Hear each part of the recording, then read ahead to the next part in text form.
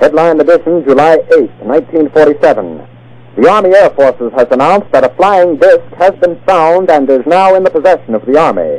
Army officers say the missile, found sometime last week, has been inspected at Roswell, New Mexico, and sent to Wright Field, Ohio, for further inspection.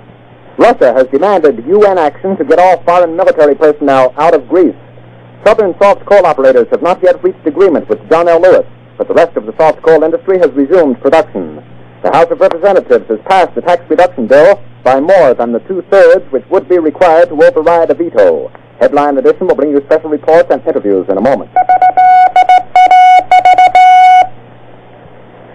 The American Broadcasting Company and affiliated stations present Headline Edition with Taylor Grant. From all over the world, wherever the day's headlines are made, Headline Edition brings you accurate, timely reports on the news behind those headlines, plus informative in-person interviews with the men and women who made the headlines today.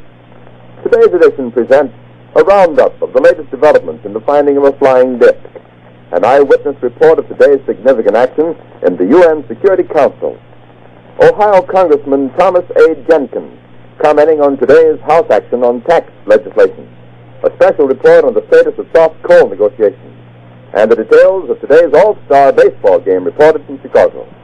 Stay in step with history in the making. Stay tuned to Headline Edition. And now, here's Taylor Grant. Late this afternoon, a bulletin from New Mexico suggested that the widely publicized mystery of the flying saucers may soon be solved. Army Air Force officers reported that one of the strange discs had been found and inspected sometime last week. Our correspondents in Los Angeles and Chicago have been in contact with Army officials endeavoring to obtain all possible late information. Joe Wilson reports to us now from Chicago.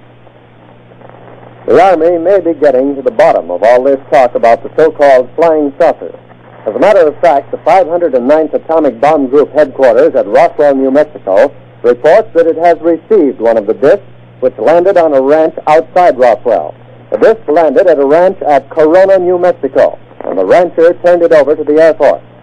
Rancher W.W. Brazell was the man who discovered the saucer. Colonel William Blanchard of the Roswell Air Base refuses to give details of what the flying disc looks like. In Fort Worth, Texas, where the object was first sent, Brigadier General Roger Ramey says that it is being shipped by air to the AAF Research Center at Wright Field, Ohio. A few moments ago, I talked to officials at Wright Field, and they declared that they expect the so-called flying saucer to be delivered there, but that it hasn't arrived as yet. In the meantime, General Ramey describes the object as being of flimsy construction, almost like a box kite.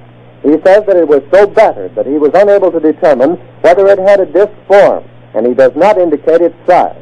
Ramey says that so far as can be determined, no one saw the object in the air, and he describes it as being made of some sort of tinfoil.